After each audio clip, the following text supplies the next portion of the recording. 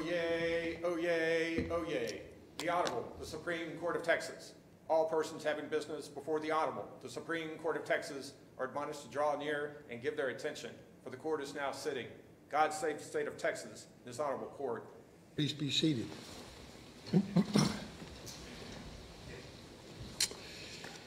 We'll hear argument in three cases this morning. First is 21-307, City of League City versus Jimmy Changas from Galveston County and the 14th Court of Appeals District. Then 21-333, Austin Trust Company versus Horan from Harris County and the 14th Court of Appeals District. And finally, 21-998, in the interest of AA, GA, and KA from Randall County and the 7th Court of Appeals District. The court has allotted 20 minutes per side in each of the three cases, and we'll finish the arguments before lunch. The arguments are being live cast on the court's website this morning and will be available in the archives later. Justice Devine cannot be present this morning, but expects to participate in the decision of all three cases. We'll begin with 21-307. May it please the court. Mr. Helfand will present arguments for petitioner. Petitioner has reserved 5 minutes for rebuttal.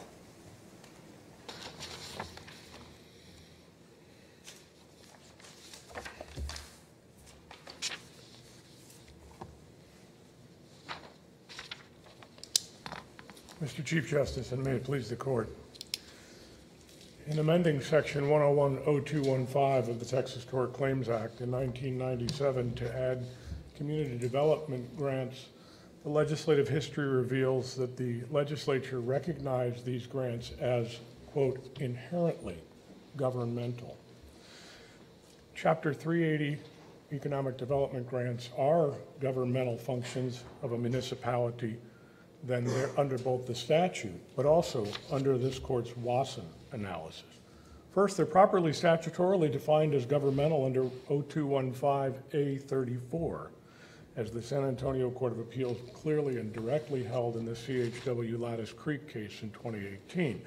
This court acknowledged the same in the Hay Street Bridge case in its language, which stated that the city took the position that the functions of the economic development agreement were governmental both because of bridge and road construction and community development grants, and the Chief Justice writing for the court stated, quote, we agree.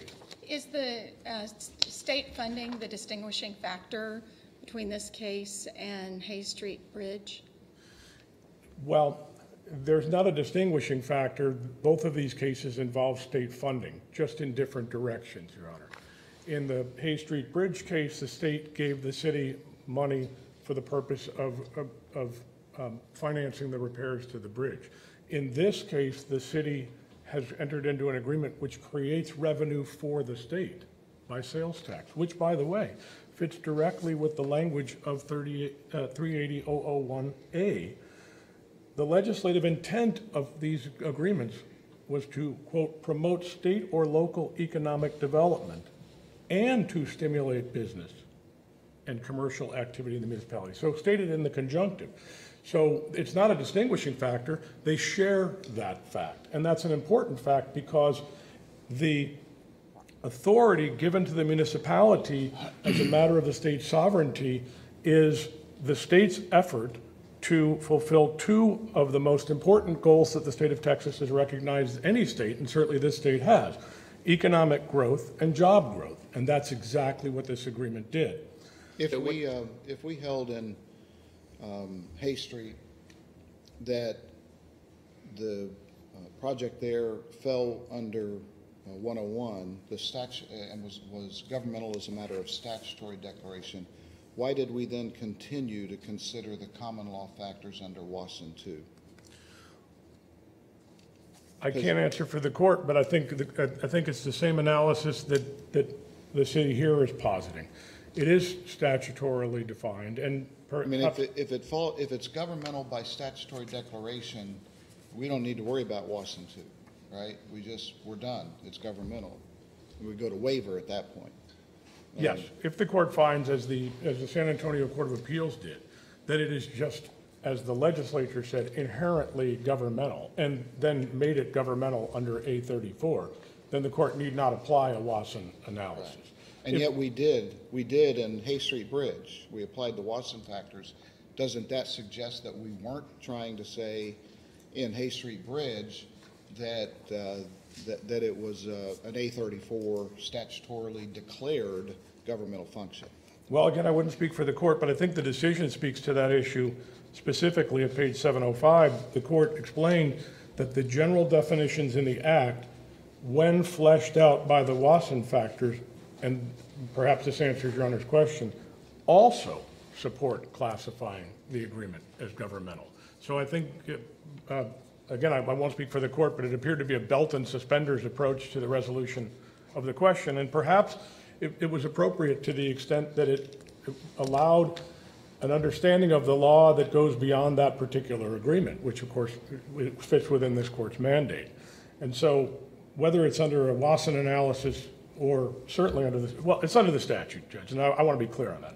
It's under the statute, and I would. Is it correct or incorrect to say that in the contract setting as opposed to a tort claim setting, it's never statutorily declared to be governmental?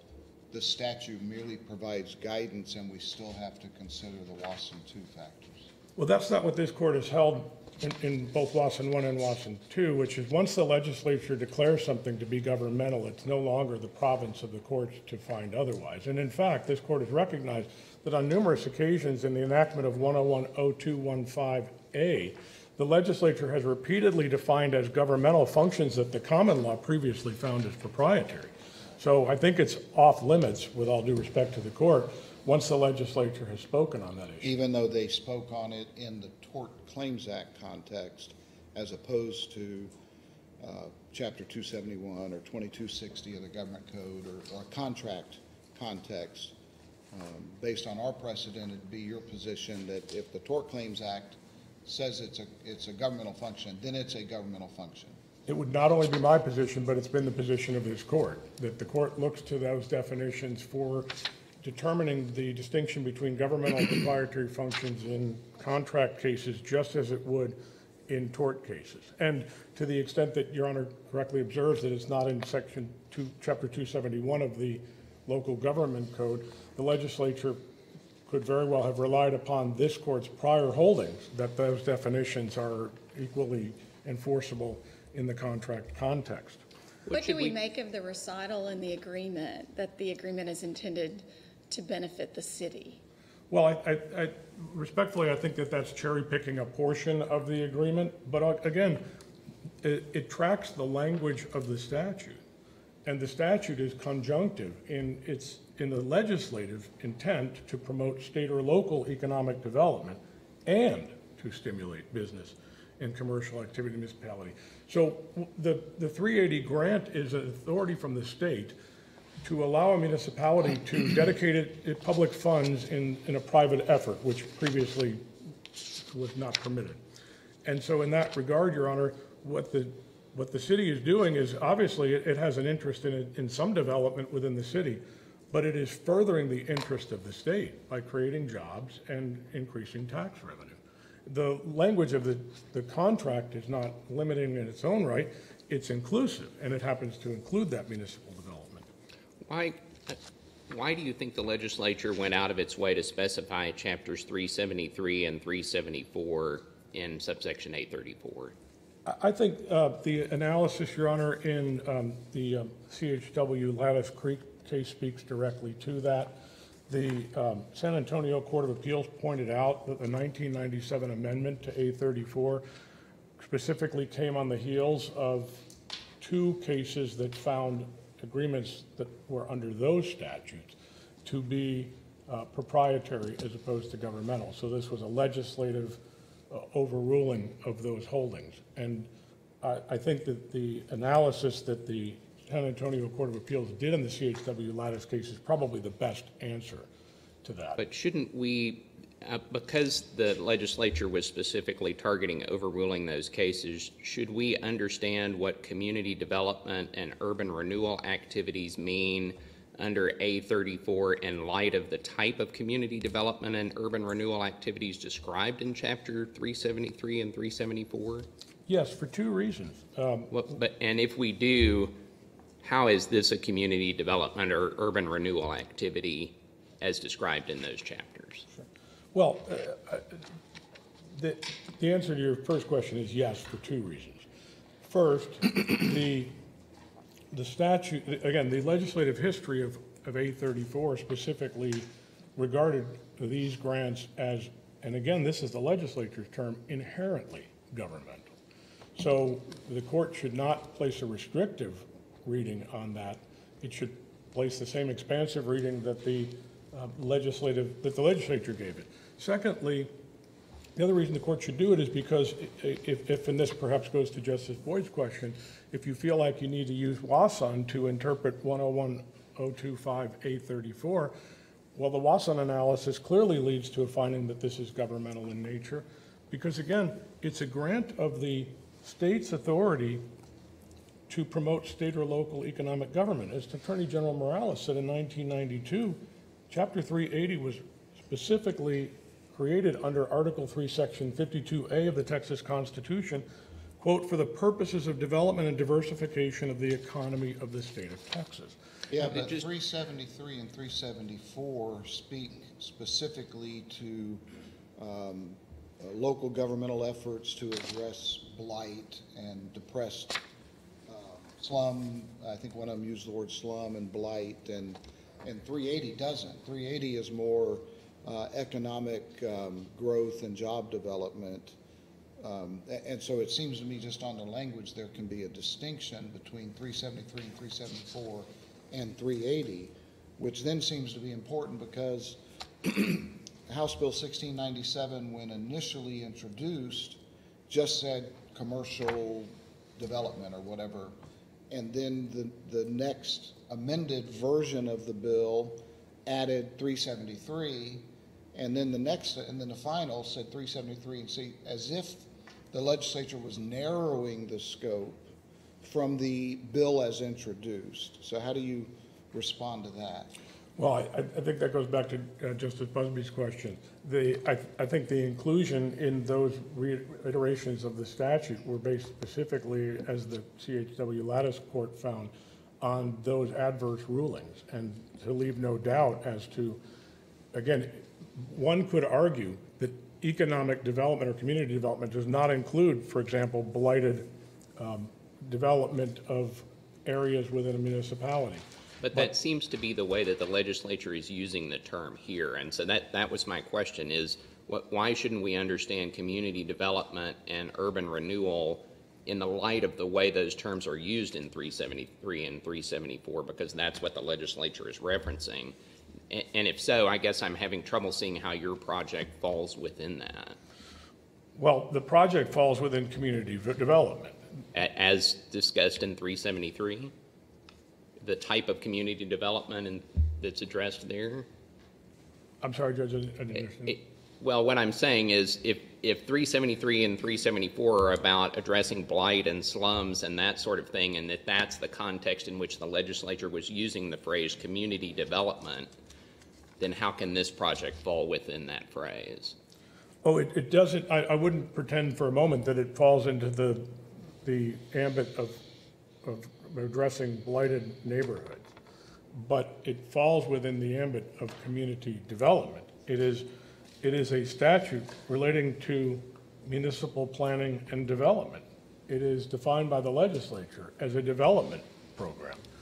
I appreciate the question, but I don't think that the legislature's intent was to limit to 371 and 374, because obviously if they intended to do that, they would have just said programs under those statutes. And that's not what they said. And as this court has held, where there's some question as to immunity, the court should default in favor of immunity. But let me, in the few moments I have left, point out that even if the court were to utilize a WASON analysis, I should also point out, there's no reasonable mechanism under which these agreements could be determined to be proprietary. In WASON 2, citing Justice Greenhill's article on governmental immunity, this court recognized that proprietary functions are usually activities that can be and often are provided by private persons. This agreement obviously does not fit that rubric. A review of statutorily defined proprietary functions under 101-0215 leaves this agreement on the side of the line of governmental. But under a Washington analysis, let me just, I'll certainly acknowledge under number 1, the city had discretion to make this agreement, no question about it. But the city makes so many discretionary decisions which are still governmental in nature. But as to 2 and 3, probably the meat of the Wasson analysis is clearly a governmental function. On the second factor, isn't everything a municipality does intended to benefit its citizens? And I sort of struggle conceptually with that element of the Wasson analysis, because I would think that you're elected by the people of the city. Everything you do is intended primarily to benefit the people of the city, and benefits outside the city are perhaps welcome, but incidental. I just don't see where that gets us in the analysis. Well, I certainly agree with Your Honor that we'd like to hope that municipal government is focused on the municipality first. But economic development in the area has a wider benefit than just within the city. And for example, the court below opined that where the employees came from was an after-the-fact consideration. But no, the agreement was not written so as to require hiring city residents as employees, but rather opened up employment to all. The agreement was not written so as to exclude the opportunity for sales tax revenue to other taxing agencies. And if I may, let me ask, my question is similar to Justice Blacklock's, and that is that it seems to me that pretty much anything a city does is, whether it's building a municipal golf course or whether it's providing for, sewage services, it's benefiting the city. So for the golf course example, it's to provide money to go into the city coffers that is therefore going to help with the economic development of that city in terms of paying for the sewage services or whatever. Does that somehow, how can you, put that into having some general benefit to the state as a whole? Well, there's clearly advantage to the state as a whole here. One, again, it subserves the government's interest, the state government's interest in providing jobs.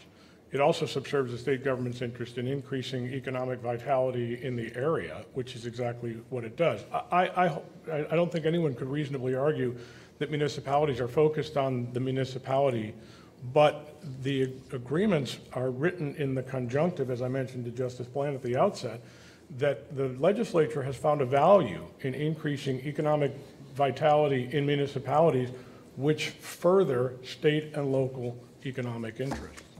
Any other questions? Thank you, counsel. We'll hear from the respondent. May it please the court. Mr. Knight will present argument for the respondent. May it please the court. Steve Knight on behalf of the respondent, Jimmy Changas. The city's primary position in this case is that all community development projects, including all projects authorized under Chapter 380 of the Local Government Code, qualify as governmental functions without regard to the nature of the project and without regard to who benefits from the project and why the project was enacted. This court should reject the city's argument for 3 primary reasons. First, the city misconstrues this court's decision in Hay Street Bridge. Second, the cases involving Chapter 380 agreements can really be harmonized based on the facts of those cases. And then third, under the Wasson 2 factors, the city here contracted in its proprietary capacity when it offered Jimmy Changas incentives to bring its Mexican food restaurant into the community for the benefit of the local community and to enhance the lives of the citizens of League City. But doesn't everything a city does, wouldn't that, what you just said, that the city did this to benefit the citizens of the city, that describes everything a city does. And it's hard for me to imagine the leaders of a city having any other intent other than to primarily benefit the residents of the city. And so I'm struggling with the Wasson test, frankly, and it seems in that regard to be just asking questions that don't really have much to do with what's governmental and what's proprietary, because everything a city does is for its citizens. So where does answering that question get us if our goal is to distinguish between governmental and proprietary? So I guess I would point out a couple of observations in line with your question. One observation is in the Hay Street Bridge case, the party that got sued was the city. But this court found that particular function, that aspect of the Wasson II test, generally favored a governmental function because in that particular instance, the city partnered with the state because the project was so important, not only just to the city, but also to the state. The state had an interest in historical bridge restoration. In fact, Chapter 373, which is mentioned obviously in subpart 34 for community and urban developments, Chapter 373 even has a provision that includes restoration and preservation of properties of special value for historical, architectural, or aesthetic reasons. I would also point out, Judge, that Chapter 380, which is what we're dealing with here, which says that the purpose is to promote state or local economic development. Here, the city clearly used it to promote solely local economic development. Is that true, though, if both the people who could patronize the restaurant and the people who could be employed by the restaurant were not limited to citizens of the city? And in other words, there was no requirement that you be a resident of the city to patronize the restaurant or to seek employment at the restaurant. You know, and you might have a place where the city's providing a service that's limited solely to the city's residents, like trash hauling, or maybe a public pool that's you've got to show residency to patronize it. But here, there's no such residency requirement. So why is the benefit limited to the citizens of the city? So the answer to that question lies in this court's Wasson II decision, and it grappled with precisely that issue. In looking at this Wasson II test, this court recognized that virtually every community project, every project that is primarily intended to benefit the local community and thus qualifies as a proprietary function under the Civil Practice and Remedies Code, virtually every project is going to have some potential benefit beyond the boundaries of the city. What this court said is that the focus has to be on what is the city's primary objective in entering into the agreement, recognizing that benefits may flow beyond that. Here, the city's primary benefit was to enhance the lives of the citizens of League City. And Judge, back to your question, what I wanted to point out in the second observation is that Chapter 380, actually, it says to promote state or local. My position is here, this is a project to promote local, which meets the statutory definition of proprietary function. But it also has a component of entering into these 380 agreements for some broader state interest, and even has a provision that says that the governing body, which refers to the body of the municipality, can administer a program and contract with the state for the administration of a program. So I point that out only to say I agree with your observation that what the city did here was for the benefit of the local community primarily, and that's probably true in most instances.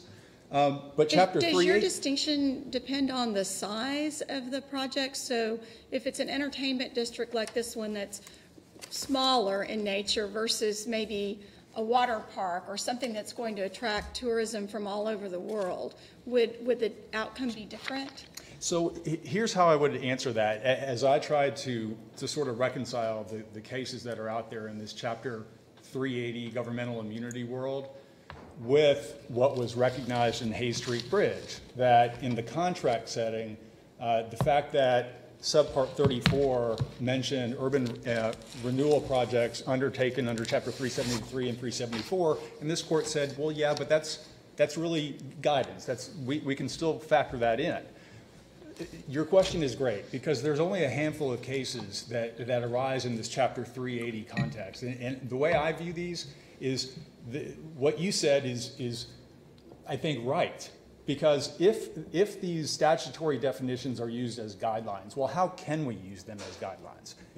I think the case law sort of answers that question. The city argues that there's this fundamental conflict between the CHW Lattice case and the City of Westworth Village case. And I say that those cases came out with different results because they involved very different facts and very different projects. In the city of Westworth Village, very much like the project at issue here, that case involved a Chapter 380 agreement to bring a single retail store into the community for the benefit of the local community, and the contract didn't require the city to perform any of the statutorily defined governmental functions. None. So the court, I think quite logically, said this is not a governmental function, not even under urban renewal. It's a single retail store.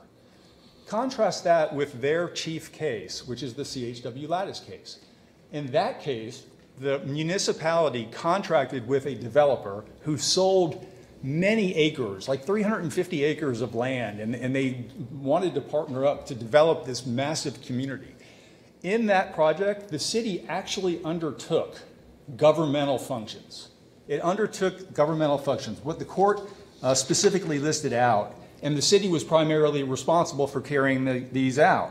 Subpart 3, street construction and design. Subpart 13, parks. Subpart 16, civic convention centers.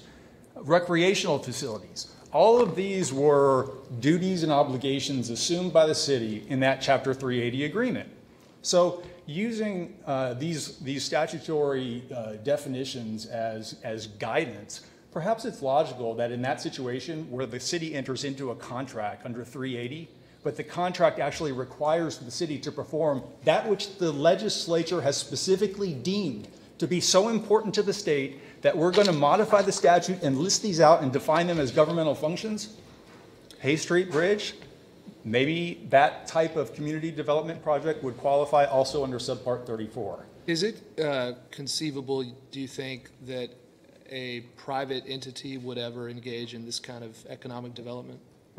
A private, I'm sorry? A private entity? A private entity. Would a private entity ever do this kind of economic development? I'm not, I mean, Jimmy Changas is a private entity. No, the city. So we're talking about the entity doing the economic development, the entity paying somebody to locate a business here or there. Would a private entity ever do that, or is that something only governments do? I don't know. I guess I don't know the answer to that. I suppose it's conceivable in a free economy that if me as a private entity thinks that by offering somebody some sort of incentive to come in and help my business and I help your business, maybe something along the lines like that exists. I don't know if that's like a large subdivision, or maybe the Woodlands, which is not a city. perhaps. Or a chamber of commerce. I mean, a local chamber of commerce might get engaged in some kind of grant making to bring more business into their community. But that's the important thing, though, is that the focus here is on the community development. And that, by statutory definition, is a proprietary function.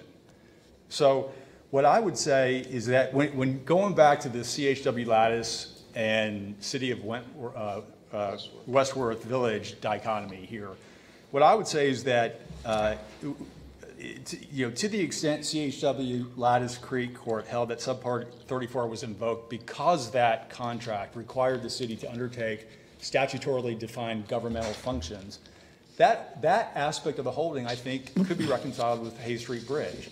But to the extent CHW Lattice is holding that now Subpart 34 subsumes all Chapter 380 agreements and any other economic development agreement, I mean, this court should absolutely reject that aspect of the holding because it's not the job of the court to amend or modify the statutory designations. That's exclusively within the province of the legislature.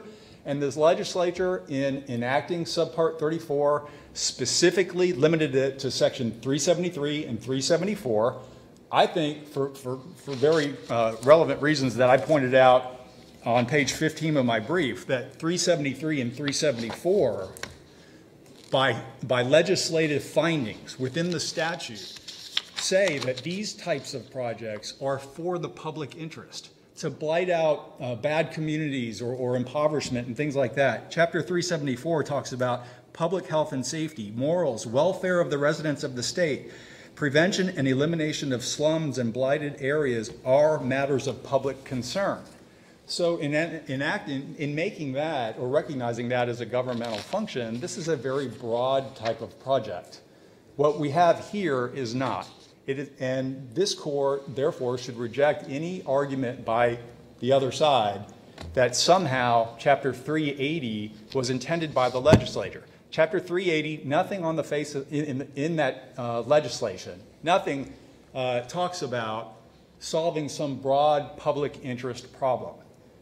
373 and 374 do. What do we do with the fact that this list in the Tort Claims Act, it has this preface that's sort of a general definition of governmental functions. And it says, those functions that are enjoined on a municipality by law and are given it by the state as part of the state's sovereignty. And then Wasson is trying to sort of explain what that means. We have that general definition. But then the statute says, and that includes this list of 35 different things, the vast majority of which don't bear any resemblance to that definition.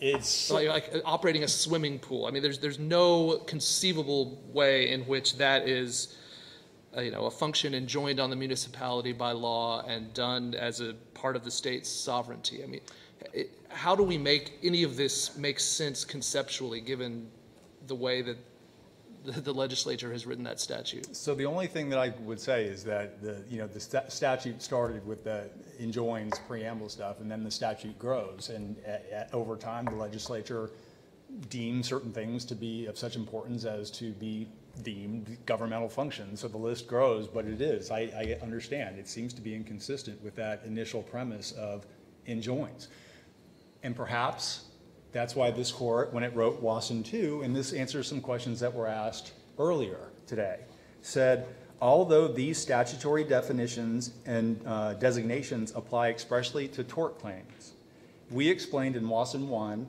that they can also aid our inquiry when applying the dichotomy in the contract context.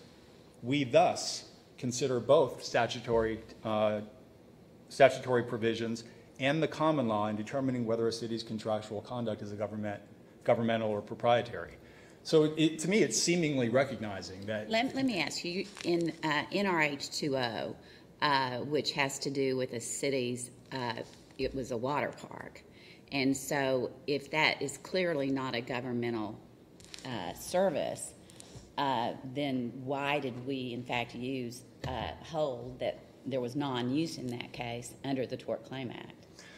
Your Honor, I'll be honest. I need to go back and review that case. I'm not prepared today to answer that question on that particular case. Okay, let's just go then to the general question. If something is found, that type of service, which is a pool, municipal golf course, whatever, a water park, and it is, can that possibly be found to be such that the Tort Claim Act applies? What would be your argument to that? Are you saying that the function at issue in that particular case was one of the statutorily listed designated governmental functions? I'm saying that no, because it's a pool. It's a pool. But the court found that it was. Basically, the court went to the issue, kind of assumed that, and went to the issue of whether there was use or non-use of that particular case, which had to do with the defibrillator.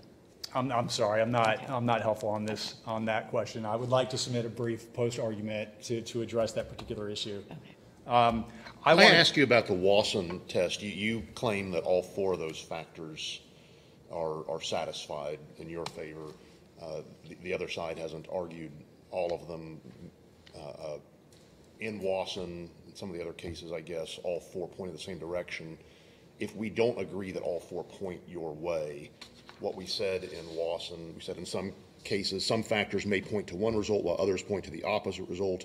In such cases, courts should consider immunity's nature and purpose and the derivative nature of a city's access to that protection.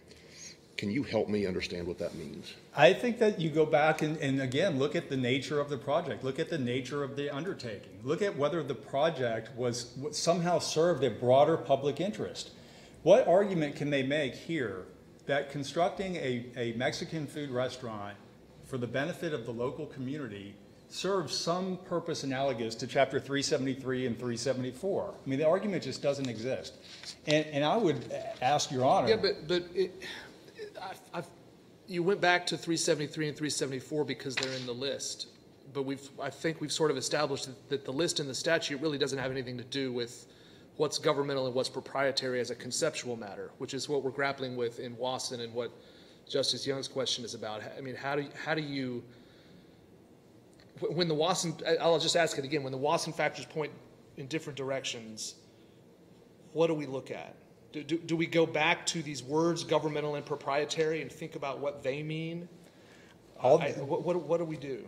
I mean, that's a great question. I mean, I think the court has to weigh the Wasson factors. I think the court, what else is relevant is whether the city contracted to perform anything that the legislature has deemed to be governmental in the statute. And it's not an easy inquiry, but what I would say is I would urge the court to reconsider any notion that maybe not all of the Wasson factors favor proprietary function, because here they most definitively all do. It was the city entered into this contract discretionary. That's factor number one.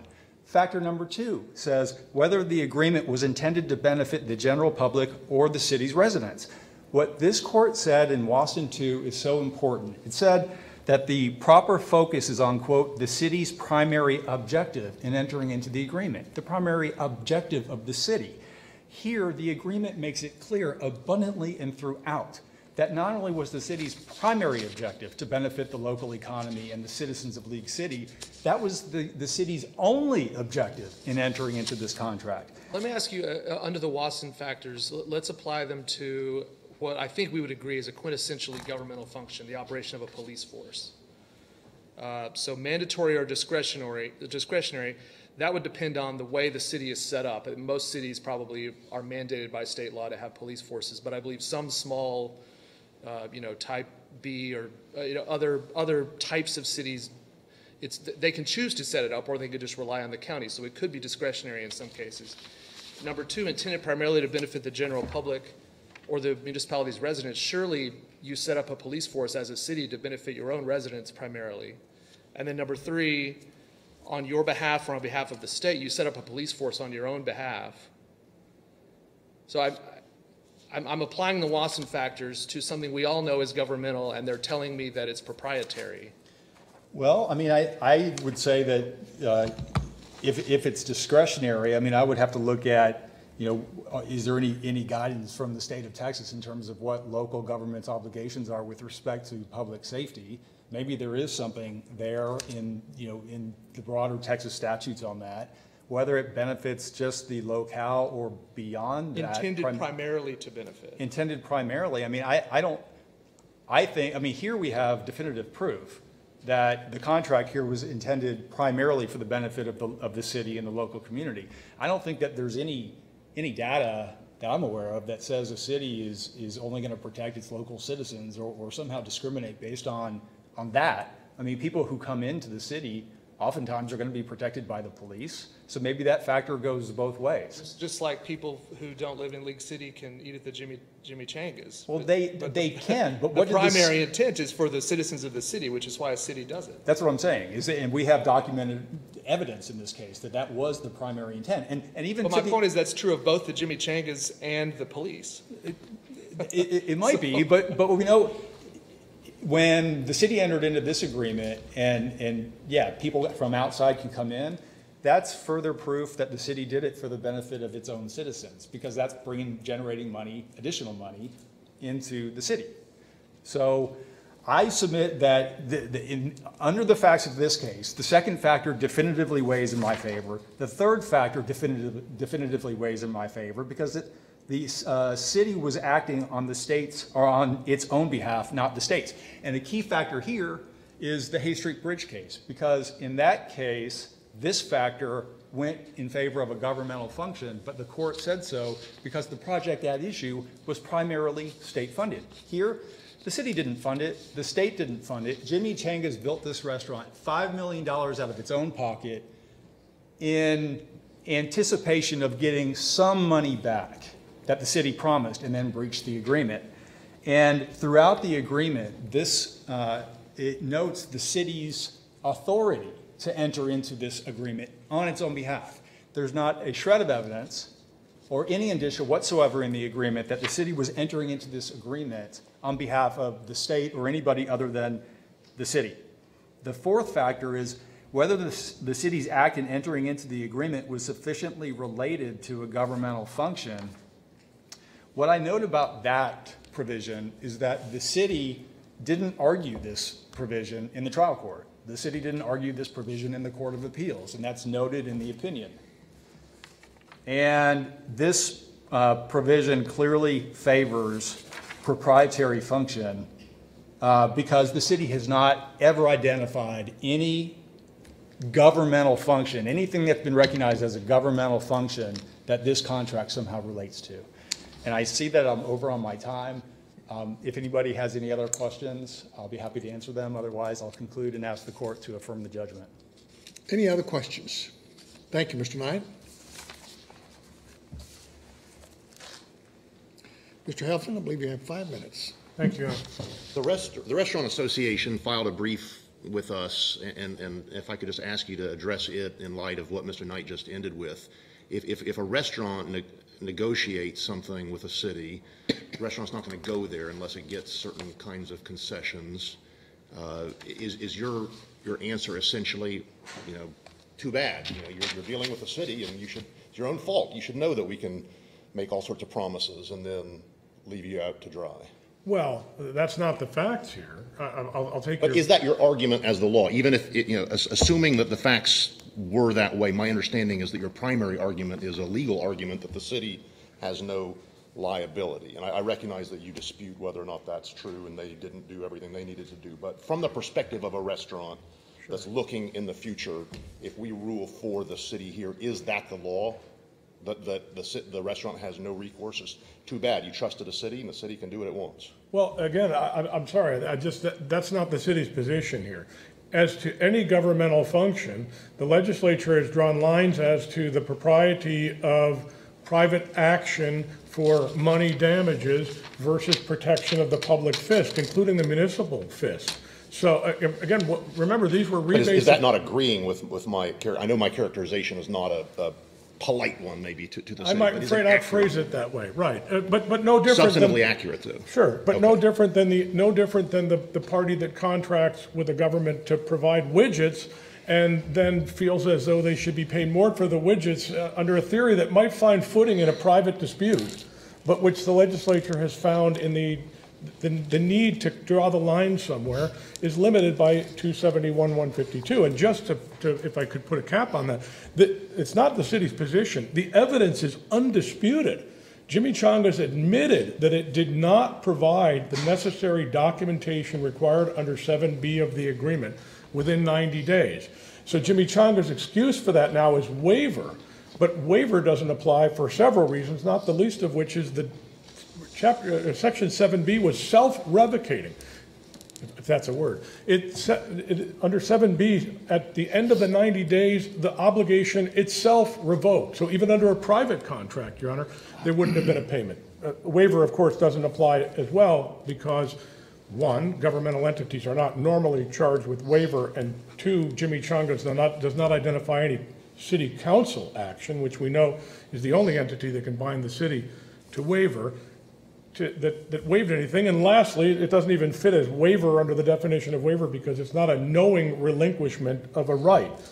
I do want to answer your question, Justice Young, though, as to the meaning of the expression in Wasson about the need for the court to look at the purpose of immunity because it applies wholeheartedly here.